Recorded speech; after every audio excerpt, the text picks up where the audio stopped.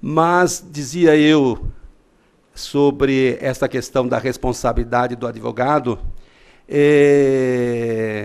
Piero Calamandrei era um jurista, faleceu em 1956, jurista italiano. Então, ao tempo dele, dizia ele, o processo é um jogo.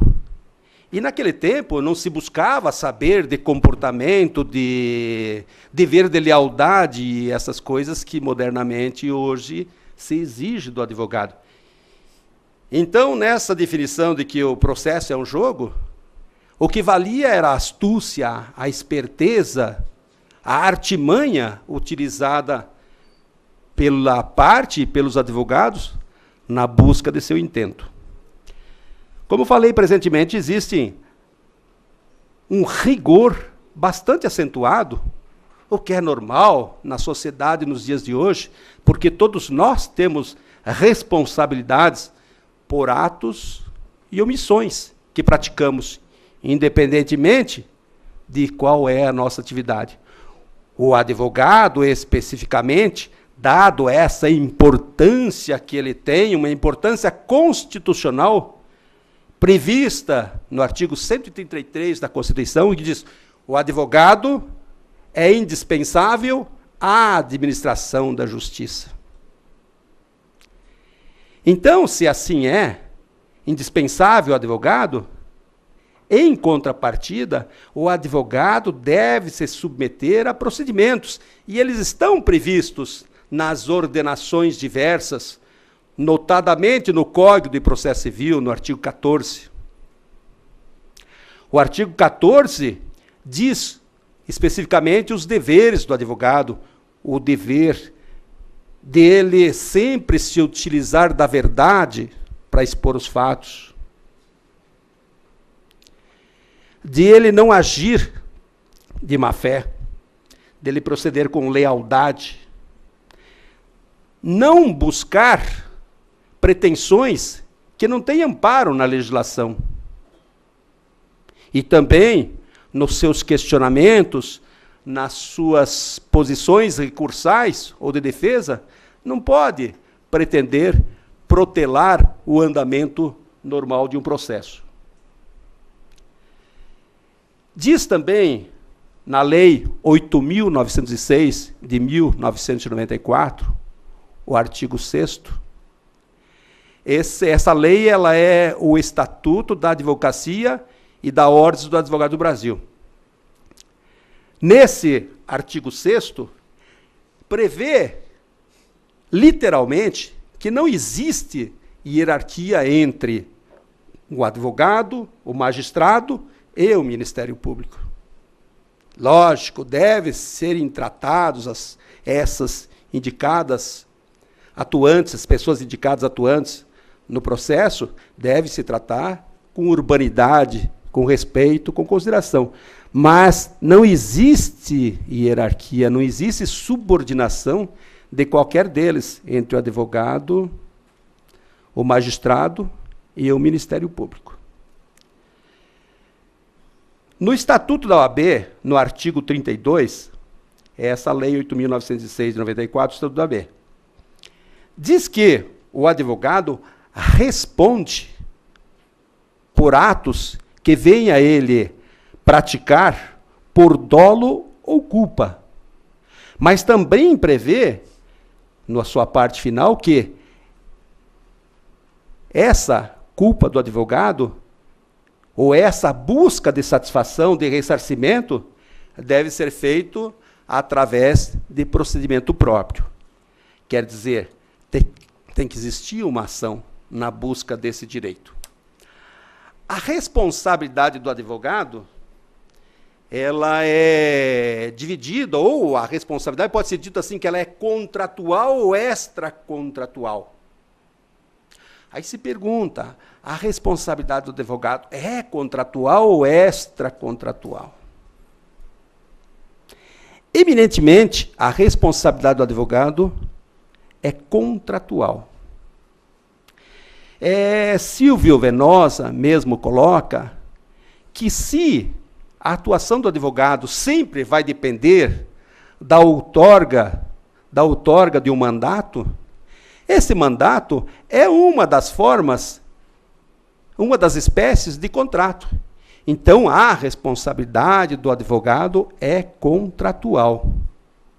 Maria Helena Diniz também afirma nas suas exposições a respeito da responsabilidade do advogado. Ela diz que os profissionais liberais, de modo geral, a responsabilidade sempre ela é uma responsabilidade de meio ou de resultado, mas sempre decorrente de um contrato. Quanto a essa questão da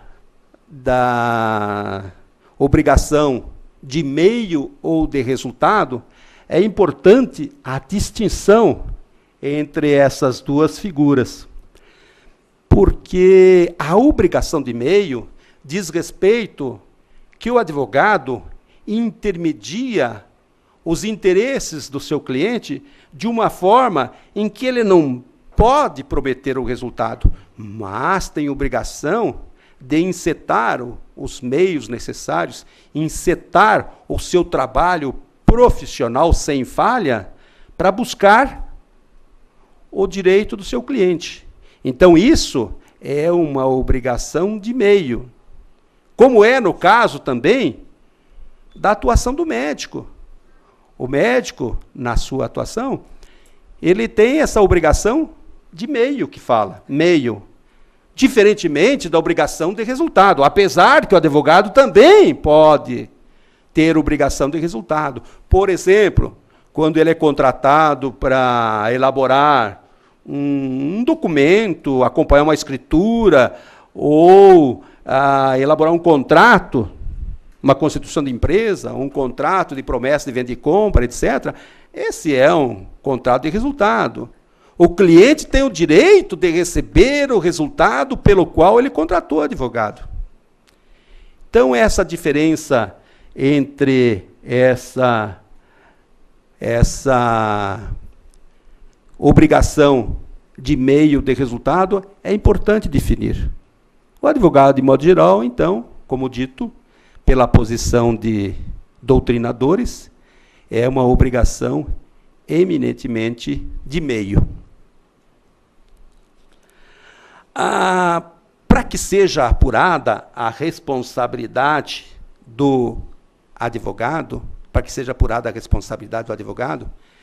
de modo geral, tem que ser provado que ele tenha incorrido em culpa. O advogado, para responder, porque, veja, é uma obrigação de meio, mas para que ele venha a responder por eventual indenização de falha dele, tem que ser demonstrado essa culpa, essa falha que ocorreu. E a culpa, de modo geral, como sabemos, nós, operadores do direito e os estudantes que aqui estão, nos primeiros anos do banco escolar se aprende que a culpa ela é derivada da imprudência, da negligência, da imperícia, e tem também o dolo. O dolo, assim, diferente desse dolo no âmbito do direito penal, que é a intenção de praticar o ato. O dolo, no âmbito do direito civil, é aquela artimanha, eventualmente utilizado, que induz ou coloca a parte em erro para prejudicá-lo. Então, dessa forma, disse que o advogado precisa ter demonstrado essa culpa dele. Mas também a demonstração da culpa, para eventualmente ensejar o direito de uma responsabilização do advogado, tem que ser demonstrado o ato ou omissão do advogado, o ato ou omissão dele. Tem que ser demonstrado o dano material ou moral, ou ambos. E tem que ser demonstrado também o nexo de causalidade entre essa prática do ato e o dano como consequência. Especificamente agora falando de litigância de má-fé, isso que é terrível, né, doutora Renata? A litigância de má-fé nos dias de hoje, como a doutora Renata se antecipou ao tema e bem colocou, existe Existem decisões que nós, operadores do direito, nós que buscamos as interpretações doutrinárias ou interpretar a lei, nós, operadores de direito, consideramos conclusivamente que o advogado não pode ser condenado como litigante de má-fé nos autos do processo em que litigam as partes. Porque, como coloquei antes, o advogado é o intermediário dessa busca de satisfação do cliente. Certo que a Justiça do Trabalho, ou alguns doutrinadores tendenciosos dessa forma, assim, de enquadrar o advogado, porque vezes existe, devemos confessar, eu faço parte também, eu sou um advogado, eu sou operador de direito. Às vezes, realmente, existe atuação de advogados que leva até você pensar que o advogado contribui. Porque, às vezes, diga-se, veja, às vezes a parte, mesmo que pode vir a ser condenada como litigante de má-fé, ele não sabe dos trâmites do trabalho que se faz. A minha mulher é advogada também, ela atua na Justiça do Trabalho. E ela se vangloriava de obter condenação de advogado. O advogado foi condenado junto, mas nunca recebeu condenação nenhuma, porque em instâncias superiores sempre foram derrubadas essas decisões de colocar o advogado como responsável solidário com o seu cliente na condenação por litigância de má-fé. Porque a litigância de má-fé, ela sendo reconhecida, ela traz como consequência a imposição de multa, a condenação em honorários e custas do processo. Então, tem a consequência financeira a litigância de má-fé. No artigo 17 do Código de Processo Civil, tem diversas condutas assim que ensejam a consequência de dizer aí aconteceu a litigância de má-fé. Então, são diversas condutas. O artigo 17 especificamente diz: reputa-se litigante de má-fé aquele que, quando eu deduzir pretensão buscando direito ou defesa contra a disposição de lei, alterar a verdade dos fatos, não ser verdadeiro com a exposição, tanto na busca de direito como na defesa, também usar do processo para obter objeto ilícito, quer dizer, buscar alguma coisa que não é correto, não é justo que se busque, opuser resistência justificada, proceder de modo temerário em qualquer procedimento, provocar incidentes manifestamente infundados e interpuser recurso com intuito manifestamente protelatório. Isso daí está previsto no artigo 17 do Código de Processo Civil. O artigo 18, então, estipula essa condenação, essa possibilidade de condenação e multa de valor até 1% do valor da causa e mais pagamento de honorários advocatícios, indenização por honorários advocatícios e despesas processuais. No parágrafo único do artigo 14, também tem outra multa que prevê ser ela de até 20% do valor da causa na condenação do litigante de má-fé. Eu quero chamar a atenção no artigo 14, nesse parágrafo único, porque daquilo que nós falamos, daquilo que nós defendíamos, que o advogado não pode ser condenado solidariamente com o seu cliente, a disposição diz assim: ressalvados os advogados que se sujeitam exclusivamente aos estatutos da OAB, a violação do inciso 5º desse artigo constitui ato atentatório à jurisdição.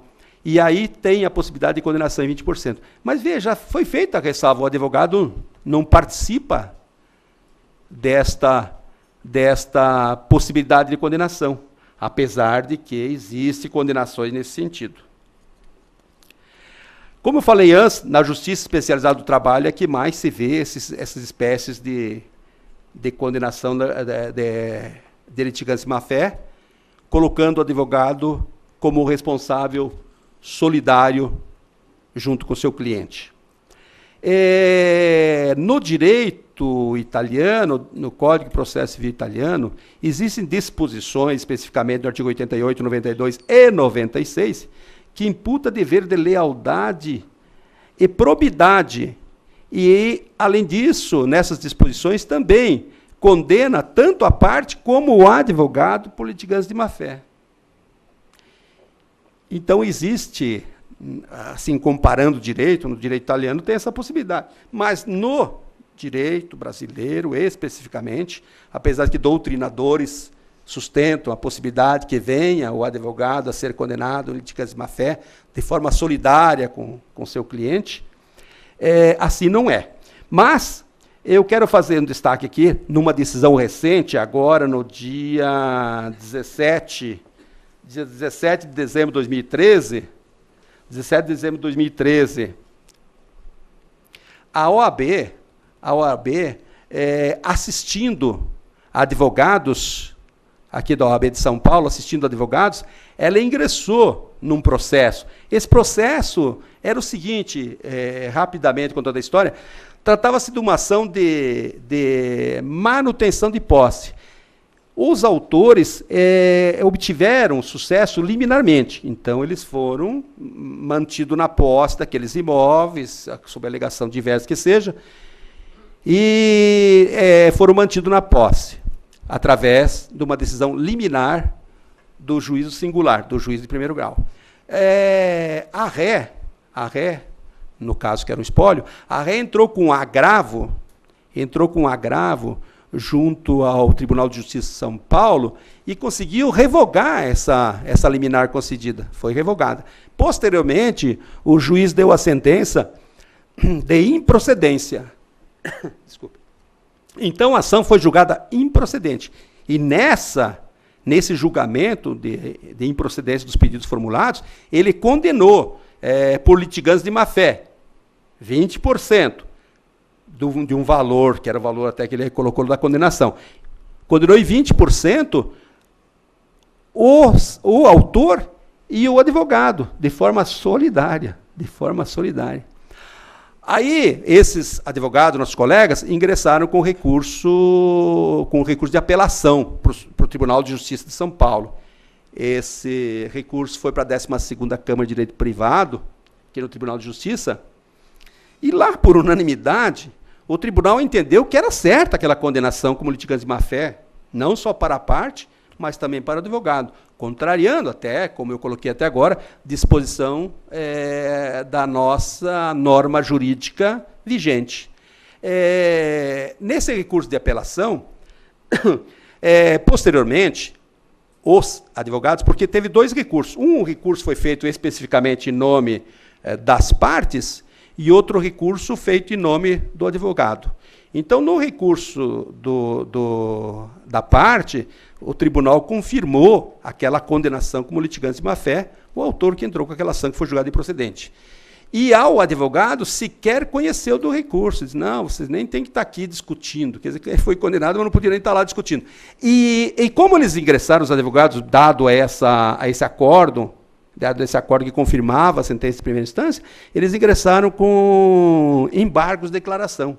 E os embargos de declaração, o tribunal considerou que era um recurso protelatório e que estaria impedido, conforme visto aqui no artigo 14, inciso 6 do CPC, diz que era um recurso protelatório. Aí condenou também em mais 1%, condenou os advogados em mais 1% por litigância de má-fé.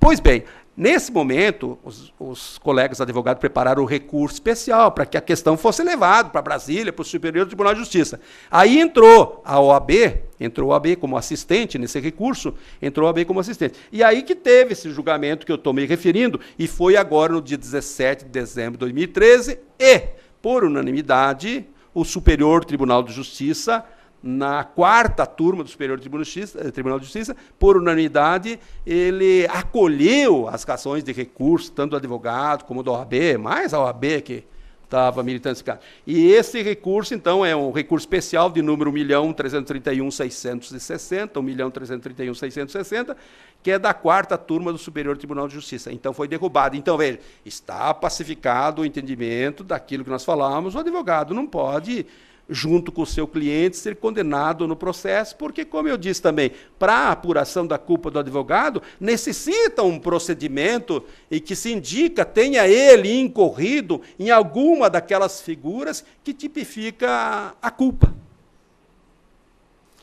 Então, essa é a questão de litigância de má-fé, que, como eu bem coloquei também, muitos artigos de juristas têm que tecem considerações sobre a necessidade do advogado efetivamente ter que responder também junto com o seu cliente no próprio processo, e não em ação própria. Ação própria, eu digo assim, a parte prejudicada, que seria, vamos dizer, o cliente que acha que aquela condenação de litigância de má-fé é em consequência de atuação do advogado, ele respondendo pela condenação de litigância de má-fé, ele poderia entrar com uma ação regressiva contra os advogados, e aí ele teria que fazer mostra daquilo que nós falamos, da existência do ato, ou omissão do advogado, do nexo de causalidade, da culpa, e aí ele vai obter êxito, mas tem que ser uma outra ação. Eu queria falar agora também, que acho que é importante, a teoria da perda de uma chance. Isso é muito importante. Não sei se vocês já ouviram falar disso, mas essa teoria é bastante interessante em relação ao advogado. A teoria da perda de uma chance seria, no caso, assim, a pessoa contratar um advogado para que ele a defenda ou busque um direito, e o advogado ser relapso, o advogado não cumprir com o seu dever e trazer como consequência a impossibilidade do judiciário apreciar essa questão. Veja, teoria da perda de chance. Teoria da perda de chance. Eu colacionei aqui 2 julgados. Um, considerando que realmente houve uma perda de uma chance, e outro dizendo que não. Porque é importante isso ser demonstrado. Óbvio que, quando estou falando assim, nessa busca da indenização junto ao advogado, tem que ser através de um procedimento próprio, através de uma ação específica para essa finalidade. Ele vai dizer que o advogado, o autor da ação, ou o cliente prejudicado, pela imperícia, pela inércia do advogado, pela negligência dele, não atender a tempo o seu direito, ele pode vir a ser condenado. Então, tem um caso de julgamento no Rio de Janeiro. Foi julgado na 4ª turma também do Superior Tribunal de Justiça, mas é um processo que tramitou no Tribunal de Justiça do Rio de Janeiro. Nesse caso específico, a ação da parte contra o advogado foi julgada improcedente. Improcedente. Por quê? Veja como é que é. O advogado incorreu numa falha, incorreu num erro, ou numa desatenção, ou na falta de zelo necessário. Porque, no caso específico, uma ação foi julgada improcedente. O advogado ingressou com a ação, defendendo os interesses do seu cliente, foi julgada improcedente. Ele ingressou com o recurso de apelação, e confirmou a improcedência da ação. E o advogado, quando ele foi fazer o recurso especial, que seria o passo seguinte, para que o processo fosse do Tribunal de Justiça do Rio de Janeiro para o Superior Tribunal de Justiça, ele ingressou com esse recurso a destempo, deixou passar o prazo que ele deveria exercer o direito de recorrer daquele acordo do Tribunal de Justiça do Rio de Janeiro. Entretanto, aqueles que militam no direito sabem que quando existe a denegação de subida do recurso especial, pode ser agravada tal decisão. Então, é um agravo contra ato denegatória de subida de recurso especial. E foi feito, os advogados fizeram esse agravo, e o agravo traz como consequência, traz como possibilidade que o Superior Tribunal de Justiça conheça desse recurso e aprecie a questão do Tribunal de Justiça. Então, veja, o advogado incorreu numa falha grave, ele não interpôs o recurso especial no tempo certo, mas a questão que se colocava para ser apreciada, ela foi apreciada pelo Superior Tribunal de Justiça, que confirmou também o acordo do Tribunal de Justiça do Rio de Janeiro. Então, eu digo assim, como eu falei também antes, tem que demonstrar que aquilo trouxe uma consequência. Ou se não falei, estou falando agora. Tem que trazer uma consequência financeira. A pessoa tem que demonstrar o prejuízo que causou aquela atitude do advogado. No caso em tela, não foi demonstrado prejuízo porque se o Superior Tribunal de Justiça, através do agravo que fez subir o recurso especial, apreciou a questão que lá se colocava e confirmou a improcedência, ou confirmou o acórdão, não teve prejuízo essa parte. Então, esse é um julgado de 27 de março de 2012, na 4ª turma também do Superior Tribunal de Justiça, é o recurso especial 993-936. Então, expliquei bem aqui, quer dizer, não houve procedência dessa pretensão do cliente contra o seu advogado. Outro caso, contrariamente, é do Mato Grosso do Sul. É interessante. Uma pessoa, o cliente do advogado, uma senhora, havia sido aprovada, não havia sido aprovada, mas ela participou de um concurso público, e ela contratou o advogado para que ele ingressasse com mandado de segurança para assegurar a ela o direito de ter a vaga, porque ela teria o direito de ter a vaga se, por acaso, preenchesse a quantidade prevista no edital e que ultrapassasse, mas durante a vigência de validade daquele concurso, não poderia ser outro contratado em prejuízo a ela.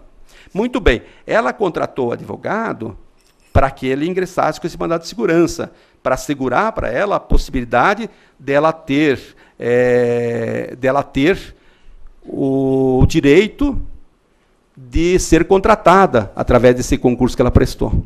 Pois bem, a ação foi julgada improcedente, a ação do mandado de segurança foi julgada improcedente, com fundamento no seguinte: primeiro, o ingresso do mandado de segurança foi posterior à data de validade do concurso, primeiro lugar. Segundo lugar, não foram juntados elementos necessários para que o judiciário pudesse avaliar, através de verificação do edital do concurso, para verificar a quantidade, para saber qual a colocação que ficou essa concursada. Então, foi julgado improcedente. Em sendo julgado improcedente, essa cliente ingressou com uma ação contra o advogado em cima dessa teoria da perda de uma chance.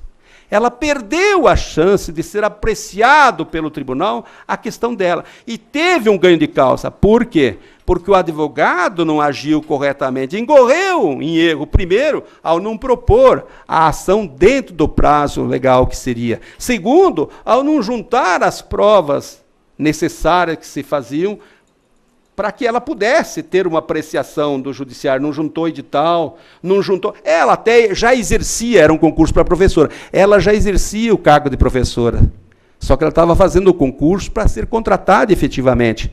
Ela era contratada, uma seletista, mas ela queria ser contratada, uma concursada. E alegou ela, nessa ação, que muitos foram contratados após a saída após esse concurso, durante a validade do concurso ainda, outros foram contratados. Então, o tribunal, nesse caso, julgou procedente a ação. Ela do Mato Grosso do Sul, e condenou os advogados a uma indenização num dano dito moral. Dano moral. Porque para você apreciar quanto é que seria um dano patrimonial, é de difícil forma matemática de aplicar isso. Então, foi entendido que se tratava, o juiz de primeira instância, que era um dano moral causado ao cliente pelo advogado, e teve uma indenização, no caso aqui, de R$ 17.500, especificamente.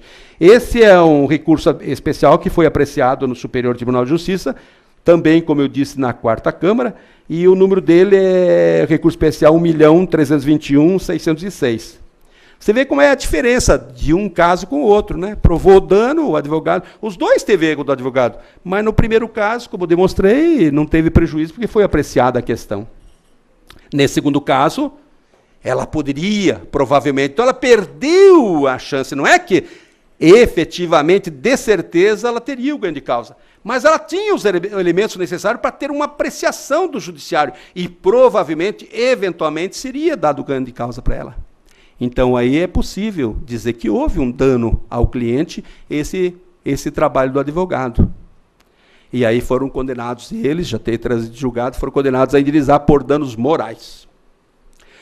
Estou falando de danos morais, mas nas espécies dos danos, existe o dano patrimonial e o dano moral. Dano patrimonial e dano moral. Obviamente, o dano material é aquele, patrimonial é o que pode ser mensurado, pode ser verificado. O que ocasionou, por exemplo, no caso dessa concursada, analisando hipoteticamente, fosse ela um salário que receberia, sei lá, a diferença entre o que ela é seletista e funcionária pública, não sei. Mas é difícil, tanto é que não houve condenação nesse sentido, provavelmente nem pedido teve. Teve a condenação por danos morais. Mas também a indenização, a responsabilidade do advogado pode ser de dano patrimonial.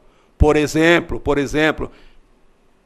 supondo uma ação trabalhista, que a pessoa, o autor da ação, ingresse com uma ação, só que tem um prazo prescricional para ele ingressar com essa ação, um prazo de 2 anos após o rompimento do vínculo empregatício, ou na busca de direitos, 5 anos da lesão ao direito.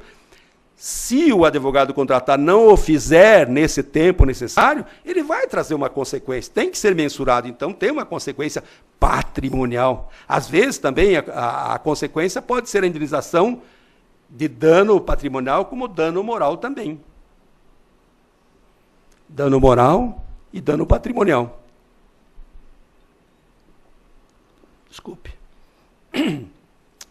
Poderia falar, mas eu acho que o meu tempo já está se esgotando, também na imunidade do advogado, na responsabilização do advogado na atuação quando ele comete crime de injúria, quando comete crime de injúria contra irrogado em juízo, o crime de injúria ou de informação irrogado em juízo. Quer dizer, tem a legislação específica, o artigo 142, inciso 1 do Código Penal, diz que não constitui injúria ou difamação condenável o advogado no exercício da sua função e em proteção aos direitos do seu cliente. Mas também não há de se levar isso no extremado da coisa, porque condenações existem seguidamente de advogado que eventualmente ultrapassa os limites da injúria e da difamação, quando ele, por exemplo, num caso específico que eu vi aqui, ele disse que o juiz era tendencioso, o juiz era arbitrário, o juiz advogava para a parte contrária. Então, nesse caso, se o juiz ele indicou que o juiz prevaricou, trata-se de um crime que ele pode responder. E nesse caso específico ele respondeu um habeas corpus. De qualquer forma, assim, a responsabilidade do advogado é muito grande. Ela é latente com as disposições de lei que tem. Entendo que pode-se até dizer que se a parte tem que buscar o seu direito através de uma ação própria, pode ser que seja entendido também como uma dificuldade para o cidadão se ver ressarcido de uma indenização de um prejuízo causado. Mas os procedimentos são esses. Apesar que existe um projeto de lei de 2008, projeto de lei 4074, que pretende fazer uma modificação no artigo 18 do Código de Processo Civil, porque lá fala em condenação das partes, os intervenientes no processo. Não fala do advogado. E especificamente nesse projeto de lei, que está engavetado, como tantos outros, né, esse projeto de lei pretende modificar e incluir o advogado como passível de condenação por litigância de má-fé, solidário com o seu cliente. Isso é muito importante. Eu queria falar também, mais assim, doutor Mário, desculpe o avançado, mas o caso da Portuguesa de Esportes, agora recentemente, ela foi rebaixada para a segunda divisão no Superior Tribunal de Justiça Desportiva. Superior Tribunal de Justiça Desportiva. Porque teria ela, e acho que é notório, teria ela escalado um jogador que estava suspenso, não poderia ter sido escalado. E se foi escalado o jogador que tinha sido suspenso por 2 jogos, ficou suspenso um, jogou no outro, e isso trouxe como consequência o Superior Tribunal de Justiça dizer que realmente incorreu em falta a Portuguesa, e aquele jogo tirou os pontos dela, e perdendo os pontos, ela foi rebaixada para a segunda divisão. Veja, como é que pode a Portuguesa fazer isso? Na imprensa está circulando que o presidente dizia que o advogado não deu satisfação. O advogado sequer estava telefonando nos últimos dias para a Portuguesa, informando essa situação. Talvez, penso eu, colocando a dúvida, talvez buscando assim, vou buscar um ressarcimento, esse advogado vai ter que ser responsabilizado.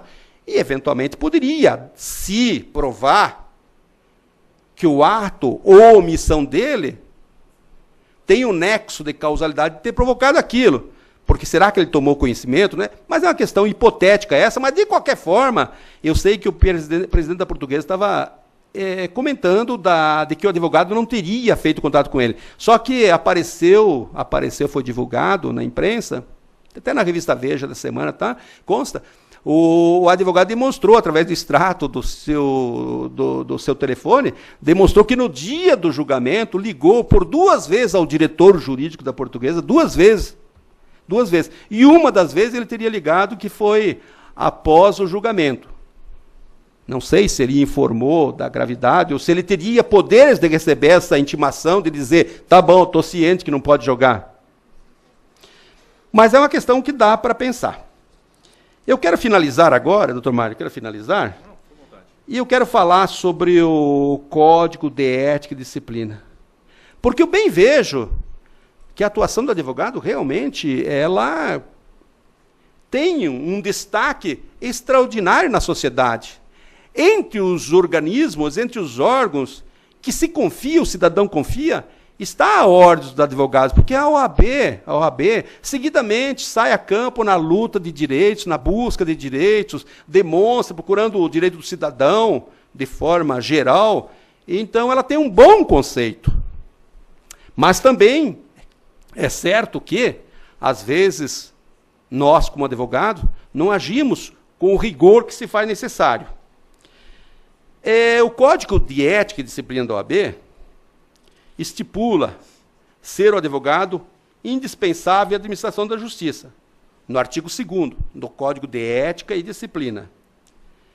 Ao depois, o parágrafo único desse artigo 2º do Código de Ética e Disciplina da OAB, que ele consta nesses livros que foram distribuídos, o Estatuto da Advocacia, foram distribuídos, não é, doutor Renato? Então, consta aqui, largamente, quais são as obrigações, os deveres do advogado, que eu acho de importância fundamental para o advogado no exercício de sua atividade. Fechando essa parte da minha apresentação, que o doutor Mário vai falar nas consequências junto ao Tribunal de Ética e Disciplina da OAB, eu quero dizer, alertar, conclamar, que a profissão do advogado é uma das mais nobres existentes. Ela é considerada, sem menosprezo a outras atividades, é uma atividade de conceito elevado. Aqueles que militam nessa área, aqueles que estão se preparando para militar, eu digo, a legislação existe, a legislação impõe a conduta. Temos o dever, como advogados, de nos aprimorarmos. Temos o dever, como advogado, de trazer a tranquilidade, a harmonia, porque nós somos, artigo 133 da Constituição Federal, nós somos indispensáveis à administração da justiça.